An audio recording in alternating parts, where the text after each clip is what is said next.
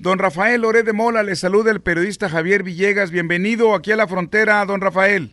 ¿Qué tal, Javier? Pues encantado de la vida de estar conversando contigo. El gusto es de nosotros. A ver, don Rafael, ¿cómo lo recibió Tamaulipas? ¿Es lo que usted esperaba encontrar acá con nosotros o Pues tiene algunos apuntes con la inteligencia? A ver, ¿cómo encontró Tamaulipas usted? Bueno, encuentro Tamaulipas con mucha energía. Se han salvado de la caravana de migrantes, lo cual pues es un buen punto, porque ya ven ustedes cómo está Tijuana. Ahora pues hasta el momento no ha habido este fenómeno que seguramente agitará la frontera en todo el país. Pero siento que el periodismo con los que me he reunido, con los periodistas que me he reunido, tienen una clara visión de lo que nos espera y de la necesidad que tenemos de afrontar el futuro con dignidad para que evitemos así que sigan ocurriendo casos tan lamentables como los 32 asesinatos que se han registrado desde marzo del año pasado hasta la fecha de colegas nuestros. El peñismo se lleva un legado muy triste, muy vergonzoso, que no puede ser ni olvidado, ni perdonado, ni amnistiado. Él ya le queda una semana, un día, don Rafael, con la experiencia que usted tiene de los últimos presidentes que hemos tenido, vamos a poner de Ruiz Cortines para acá, ¿es el peor que hemos tenido, Enrique Peña Nieto? Mire, fíjese que habla usted de Ruiz Cortines. Ruiz Cortines y Adolfo López Mateos medio se salvan en la opinión pública y por los resultados de sus gobiernos. Medio se salvan, tampoco fueron buenos. No, no, bueno, lo que pasa es que, por ejemplo, en la época de López Mateos también hubo actos de represión muy fuerte contra, por ejemplo, los ferrocarrileros, en fin, todos han tenido alguna mancha. Don Adolfo Ruiz Cortines fue un gobernante muy austero, sí, pero que también esa austeridad la llevó a la exageración y detuvo un poco la marcha que se había iniciado, pues tratando de transformar al país.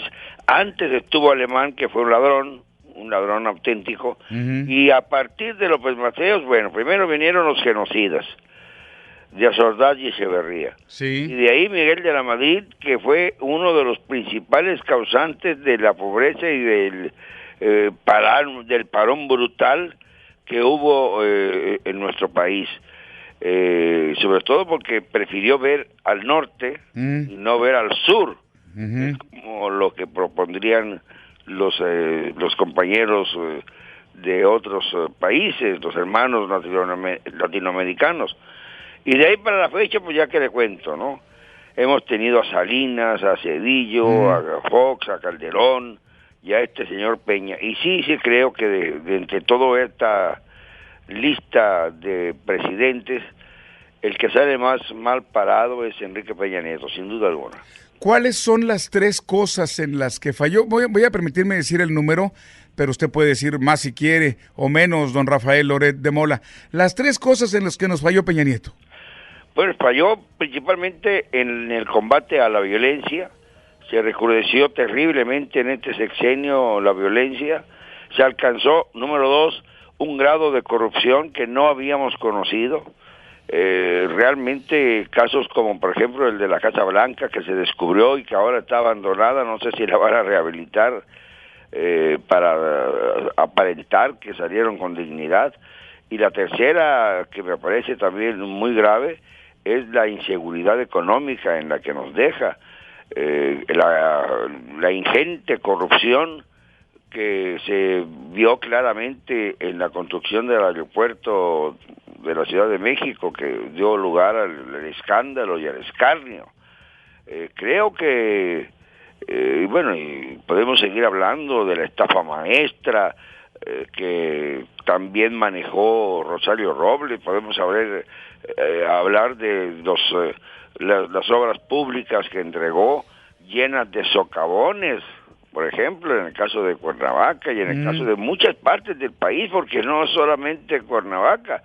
Ahí es donde se enfocaron los reflectores, pero en todo el país las obras públicas entregadas por este señor Peña Nieto a través de Rusia Esparza, están muy deficientes, están construidas evidentemente para halagar a los cómplices del sexenio, y sobre todo, lo peor de todo, fue la complicidad que existió entre la presidencia de la República, los empresarios y los narcotraficantes. Esto es lo que no puede perdonarse bajo ninguna circunstancia.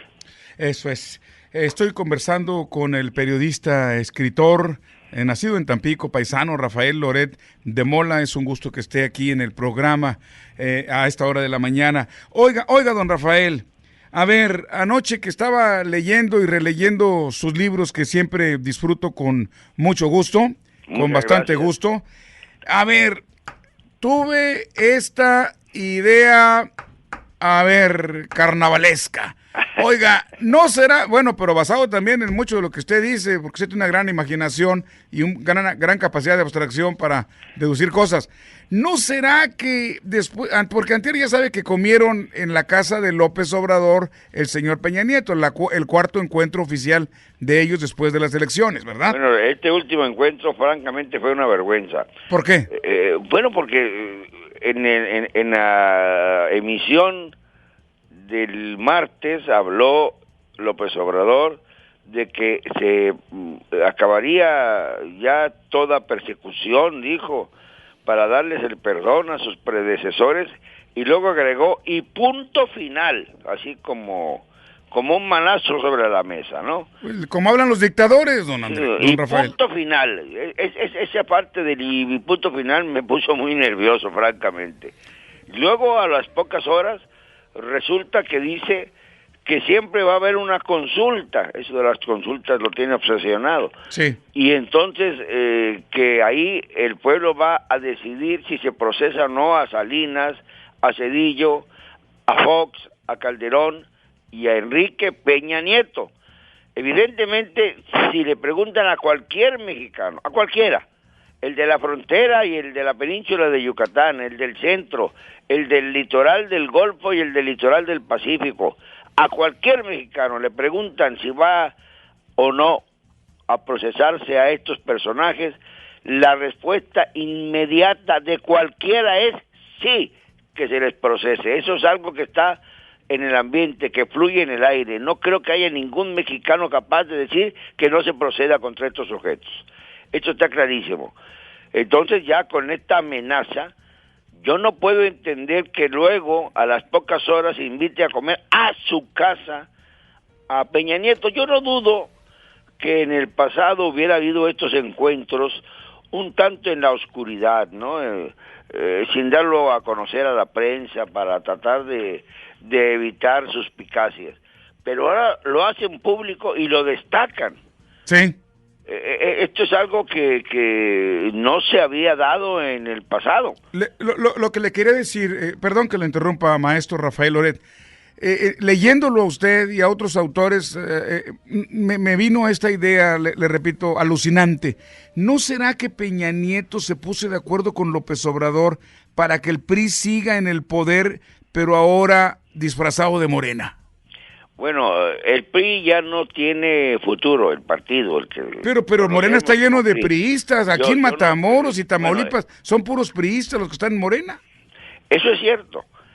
Yo creo que Morena, más que priistas, aunque lo hayan sido, ya renunciaron y aparentemente ya son morenistas, pero lo que existen ahí es como una pelea de grupos. Hay muchos elementos que surgieron en la época de Ernesto Zedillo. Yo creo que más allá del asunto, pareciera un cambio de los jefes verdaderos. Es decir, termina el periodo de Salinas y comienza el periodo de Ernesto Zedillo. Ernesto Zedillo es realmente el hilo conductor del gabinete próximo, sin duda de ninguna naturaleza. Y Andrés Manuel lo sabe perfectamente. Yo creo que lo coparon de tal manera que ha tenido que rectificar algunas de las políticas que él había anunciado como candidato. Y no solamente como candidato, sino como líder político durante tantos años, desde el 2005 que dejó la jefatura de gobierno para iniciar la aventura de la presidencia. Esto me parece preocupante porque demuestra que Andrés no está todavía definido en cuanto a sus acciones políticas próximas. Va a ser muy importante, tremendamente importante, observar el tono y el fondo del discurso que va a dar el próximo sábado 1 de diciembre. Ya nomás faltan una semana y un día. Sí. Esto significa que pues llegamos un poco confusos. Yo en lo personal no sé, por ejemplo, cómo se va a dar el trato, lo he estado solicitando abiertamente, cómo se va a dar el trato entre los periodistas y el presidente de la República, porque como están las cosas, más bien se ha caracterizado en separar a los que no apoyan su causa, que además esta causa está indefinida, y los que son incondicionales suyos a morir, que no pueden aguantar que se cuestione o se critique al presidente electo. Y esto es muy peligroso, porque si se radicalizan las cosas, pues vamos a tener que actuar los periodistas como contrapeso. Sí. Y no sé cómo nos vaya a ir. Antes de ir al corte, yo sé que usted conoce del tema porque es periodista, vamos a ir a un corte, pero antes le quiero decir algo abiertamente y asumo las consecuencias. En Matamoros, como usted sabe, ganó Morena, PSPT. Hoy criticar a Morena en Matamoros como periodista es ganarse los insultos y mentar a todo lo que da. Hoy no podemos, a reserva de que nos ganemos, repito, los periodistas, una bola de insultos, criticar absolutamente al Morena de Matamoros. Vemos a gente rabiosamente enmorenada, permítame el término, y pues ya sentimos un poquito de calorcito. Espero que el 1 de diciembre sea diferente. Don Rafael, en este momento, ¿está usted pensando en hacer un nuevo libro sobre estos momentos de la transición y la llegada al poder de don Andrés? Yo creo que sí, es necesario hacerlo. Tenemos muchos datos, muchas informaciones que no se han dado a conocer, que son de relevancia para el futuro del país, y creo que es necesario que pues empecemos a confrontar lo que Andrés Manuel representa. Yo creo que debemos considerar primero que es el presidente que tiene mayor legitimidad democrática de cuantos hemos atestiguado en nuestras vidas y más atrás. Él verdaderamente ganó con el apoyo popular y de manera contundente y clara, y esa legitimidad no se le puede negar. Pero ojo, no confundamos la legitimidad con una especie de derecho a hacer lo que le dé la gana. Esto no es la democracia nace en las urnas, pero se desarrolla a través de los actos públicos de quien es electo. Y esto es importante recalcarlo. No se le dio permiso para hacer lo que se le venga en gana.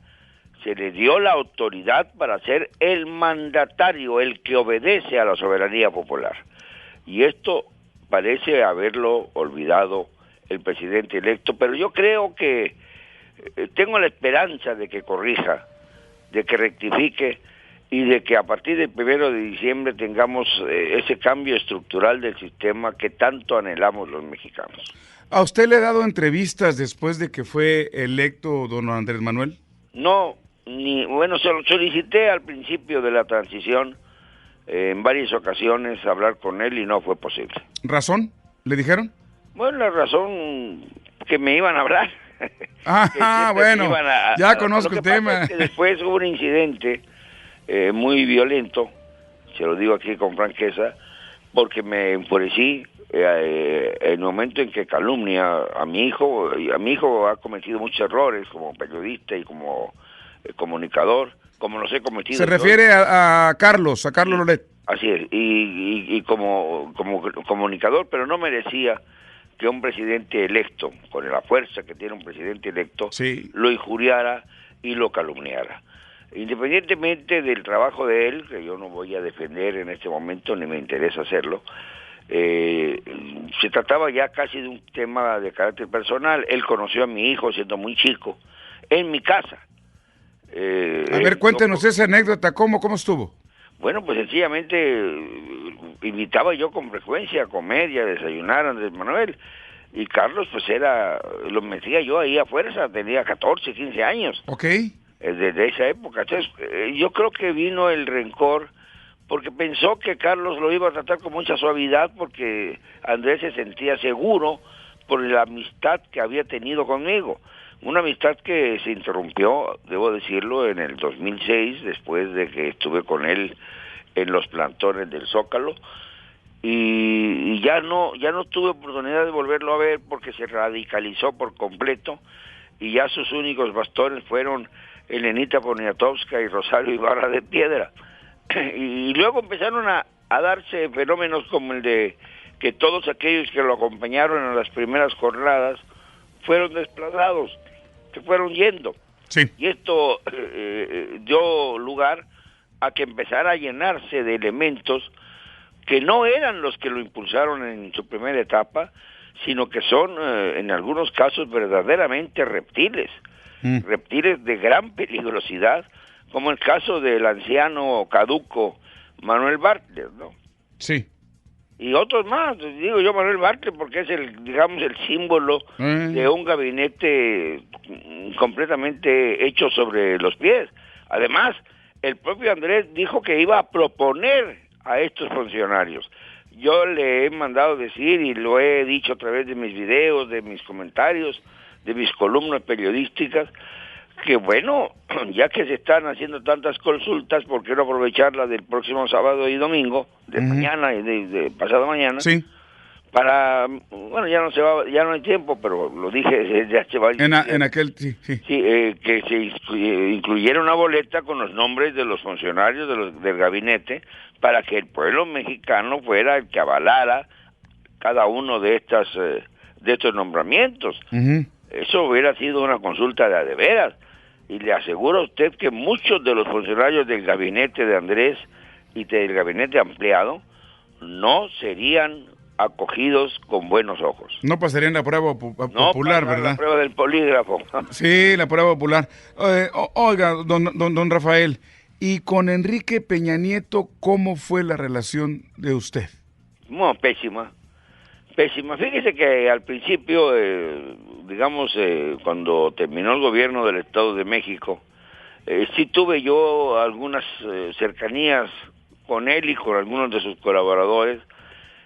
Yo publiqué un libro sobre la sucesión presidencial en 2012 y francamente yo me di cuenta de que no era posible que lo alcanzaran, aunque casi lo logra Andrés Manuel. Esto fue lo que nos sorprendió. Pero no, en ese momento yo pensé que era inalcanzable y creí que era necesario retirar a la derecha del poder que tanto daño nos había hecho por la incapacidad para gobernar que habían mostrado el señor Fox y el señor Calderón. Esto sin duda. Pero el regreso del PRI resultó fatídico, resultó un caos. Me acuerdo que una de sus primeras declaraciones es: no habrá intocables. Le puedo hacer una lista de 1,000 personas que fueron intocables en este régimen. Y eso es de las cosas que menos se hablan, pero que más están a la vista. Eso es. Usted escribió en el libro La tempestad que viene, en la página 49, que el mayor acto proselitista de Luis Donaldo fue su propio sacrificio, su más grande mitin fue su asesinato. Quiero acomodar la pregunta en lo de la campaña de López Obrador. ¿Cuál fue para usted el mayor, o acaso hubo dos actos proselitistas que garantizaron el triunfo de López Obrador? En el de Colosio usted dice, su mayor acto fue su crimen. Y en López Obrador, en su campaña, ¿cuál sería? Bueno, yo veo dos momentos estelares en la campaña que definitivamente marcaron el rumbo final. En primer lugar, que el voto duro que tenía el PRI, que tanto se decía, se trasladó a Morena.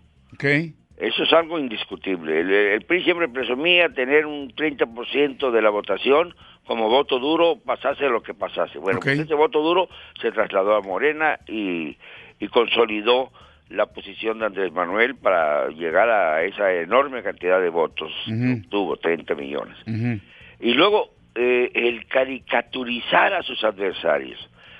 Cuando llamó Ricky Ricón Canallín a Ricardo Anaya, convirtió al candidato en una caricatura.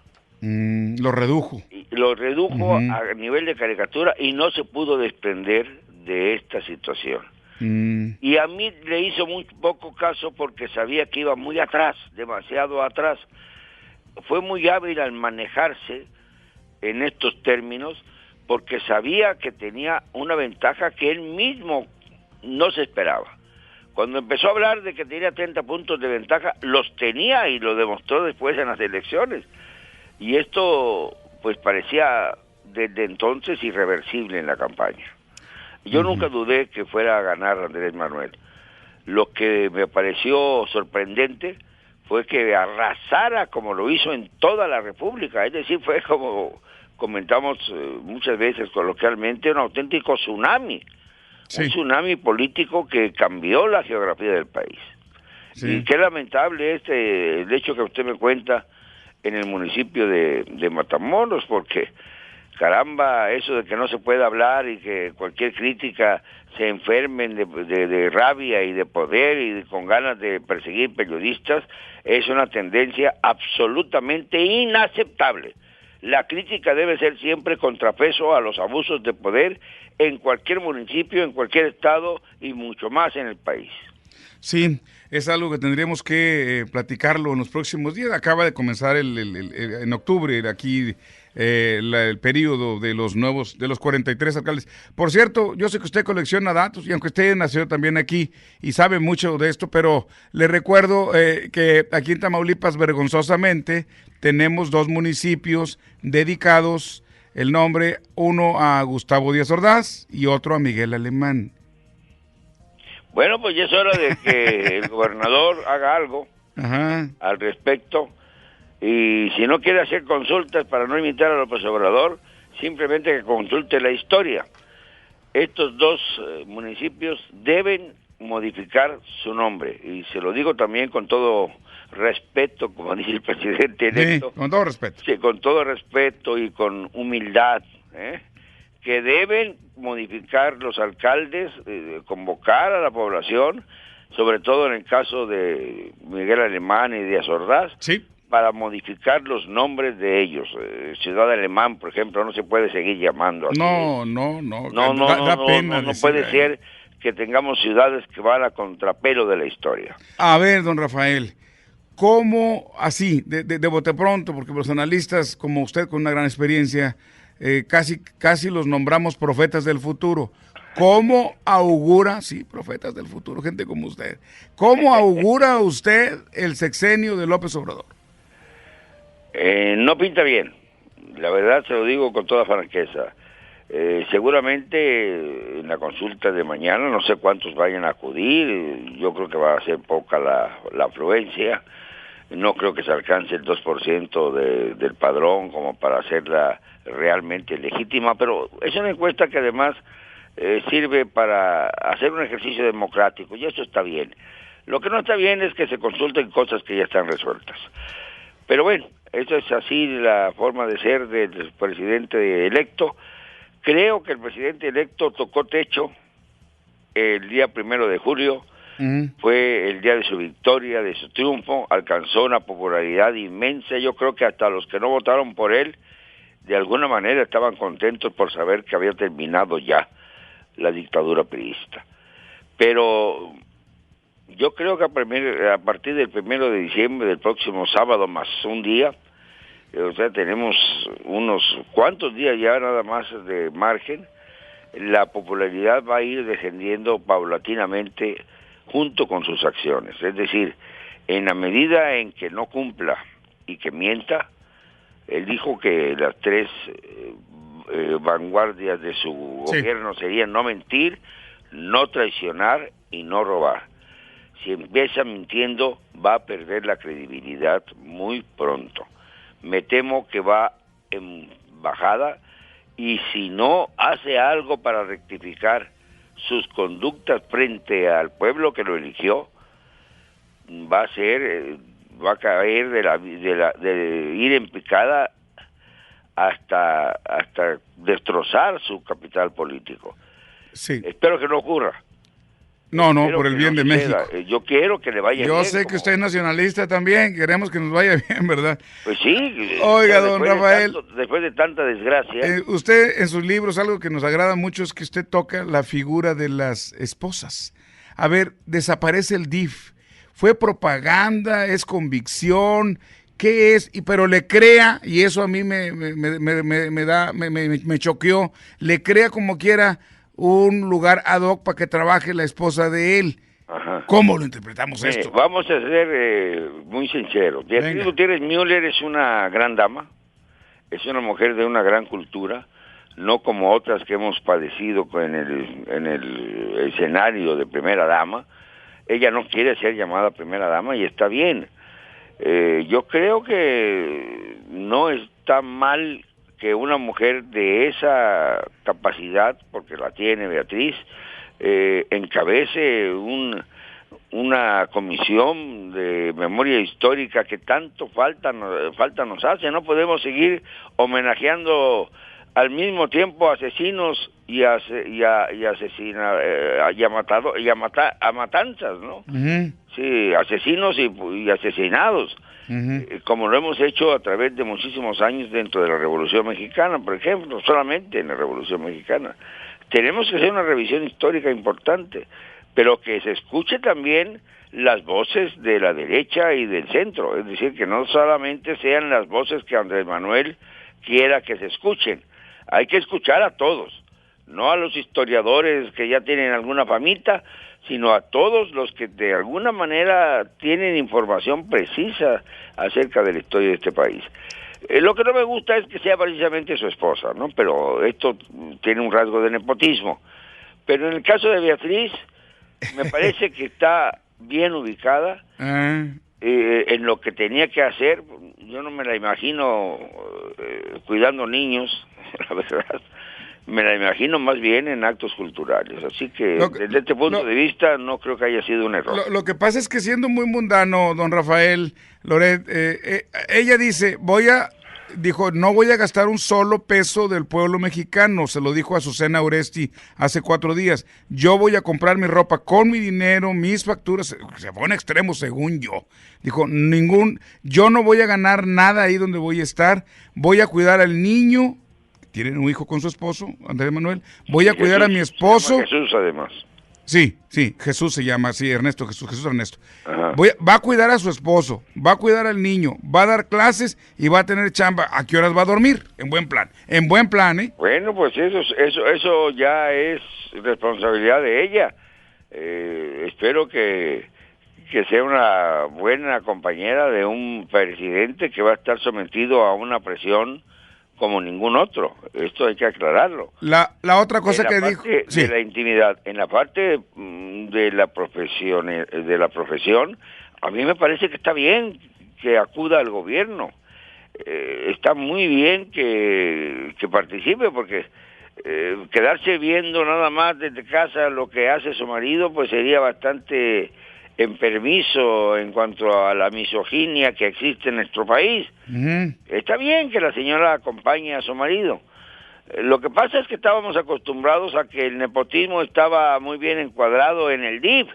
Bueno, ahora va a ser en otra área, pero de cualquier manera pues sigue la tradición de que la esposa no se quede en casa. Oiga, don Rafael, usted que tiene toda la experiencia del mundo, yo no me imagino que algún gobernador, algún diputado le niegue un favor. Oye, voy a tal parte a rescatar un archivo, ¿no tendrás un boletito que te sobre? Yo no me imagino a alguien negándole un favor a ella.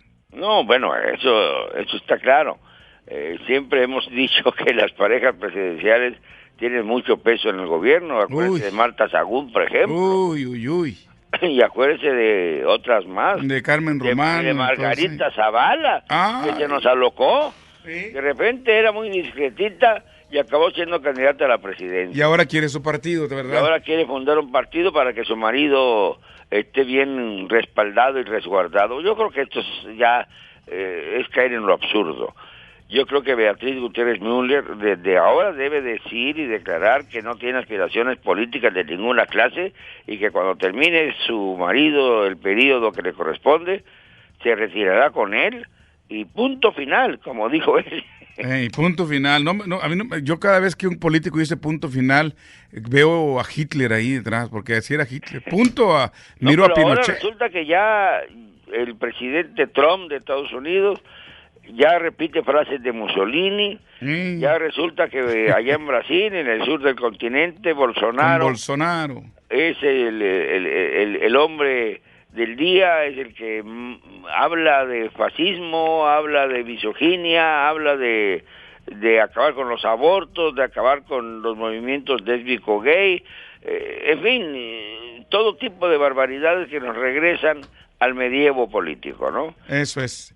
Una de las cosas sorprendentes de sus libros es cuando usted quiso escribir uno, o lo escribió más bien, pero entre otros, don Julio Scherer le dijo algo así, voy a hablar de memoria, voy a estar de memoria, algo así como, usted no debe decir que el coordinador de Relaciones Públicas de la presidencia es homosexual. Así se lo dijo don Julio. Así es, así textualmente. Y luego Andrés Manuel en alguna comida me dijo, cuidado, no te metas con este grupo. Y no me estoy metiendo con este grupo, estoy denunciando que existe una mafia homosexual a la que yo bauticé como la Cofradía de la Mano Caída. La Mano Caída. Existe, o sea, no quiere decir que yo sea homofóbico. No. Al contrario, estoy defendiendo las causas de quienes por ser homosexuales tienen que ser sometidos a los rigores de la alcoba para poder ascender. Esto también lo defendiré yo en el caso de las mujeres que han vendido su alma, su conciencia y su honor con tal de estar en algún cargo público. Eso es. No digo que todas, digo que algunas han aceptado. Pero en este programa sí aceptamos que nos diga, a ver, ¿dónde empezó el Club de la Mano Caída o la Cofradía de la Mano Caída? ¿Quién fue el primero? Miguel de la Madrid y Emilio Gamboa. ¿Ellos fueron amantes, Miguel de la Madrid y Gamboa? Bueno, no sé si ellos dos entre sí, pero de que los comenzaron a reclutar desde entonces, sin duda de ninguna naturaleza. ¿Miguel de la Madrid y Gamboa reclutaron o ellos fueron reclutados? No, el que reclutó fue Miguel de la Madrid. ¿Miguel de la Madrid era homosexual? Gamboa, lógicamente era el gran secretario de Miguel de la Madrid. ¿Miguel era homosexual? No pudieron ni contestar. Miguel de la Madrid además acabó teniendo a un hijo plenamente homosexual, o sea que llevaba a su compañero a comer a los pinos y lo aceptaban, a pesar de que pues la señora era muy católica y se persignaba y toda la cosa, pero la verdad Doña es que, Paloma. Aparte Aparte de Miguel, a fin de que ya se murió don Julio Scherer y aquí estamos usted y yo vivitos y hablando libremente. Don Miguel de Gamboa, ¿quién más fue homosexual o es homosexual? Bueno, acuérdese usted de aquella famosa Procuraduría Rosa. De 6 que pasaron por el camino de Salinas, 4 eran homosexuales. Nombres, Jorge Carpizo. Jorge Carpizo es uno de ellos, desde luego, que fue luego secretario de Gobernación. Y luego le siguieron algunos más, Diego Valadez, en fin. Hay muchos casos de esto. Y yo no me explico por qué se molestan tanto cuando se confirma su filiación sexual. Sí. Eso no es insultarlos, es sencillamente decirles, oiga, ya no se pongan así como muy hombrecitos cuando conforman parte de la Cofradía de la Mano Caída, que es como una especie de secta secreta. ¿Será secreta, don Rafael? Bueno, secreta entre ellos. Pues si todo el pueblo sabe, don Rafael, todo el pueblo sabe. Mire, pero fíjate, la diferencia es que, por ejemplo, ya en los Estados Unidos hay algún alcalde que ha dicho yo soy homosexual. Hay una gobernadora también que es lesbiana y dice yo soy lesbiana. No pasa nada, es decir, si estamos abiertos de criterio, no pasaría nada. Lo grave es que como estamos en la secrecía, en el secreto, entonces no ventilamos. Dentro de la esfera del gobierno, esto se vuelve una especie de ritual. A eso me refiero. Oiga, don Rafael, para su colección, si es que lo quiere. Una vez que me entrevisté, era pública, y le dije a un gobernador de los que ahora están encerrados, oiga, me dicen que usted tiene relaciones sexuales con su secretario fulano, ¿verdad? ¿Y sabe qué me contestó? Me dijo, ¿a poco entre ustedes los periodistas no hay putos? Ah, caray. Así le dijo. Así me contestó y ya, pues ya qué. Bueno, pues es que entonces por ejemplo, de los dos encerrados, Tomás Yarrington tenía una pasión muy especial por Pablo Hermoso de Mendoza, el pero nos costaron muchos caballos. Pero bueno, es que aquí de Tamaulipas creo que hubo un criadero de caballos especial, ¿no? Rafa, un abrazo. ¿Dónde Pablo lo Hermoso no tiene fama de ser homosexual. No, pero le gustaba mucho a Tomás. Tuvo éxito. Pero le gustaba mucho a Tomás. Pero de que Tomás Yarrington iba a todas. Iba a todas. ¿Dónde lo escuchamos más tarde, don Rafael? Pues muchas gracias, le mando un fuerte abrazo y al ratito estaremos allá hablando sobre el abismo del futuro. ¿Dónde? En el auditorio de Tecnológico. ¿A qué horas? A las 5 en punto de la tarde. Ahí lo abrazaremos, don Rafael. Gracias. Muchas gracias por su apoyo y muchas gracias a Matamoros. Yo estoy feliz en mi tierra. Y si me han de matar mañana, que me maten en mi tierra. No, espero que no sea aquí, señor. Ni en otra parte. Que haya Rafael para rato. Un abrazo, señor. Hasta luego. Bye. Gracias, un abrazo.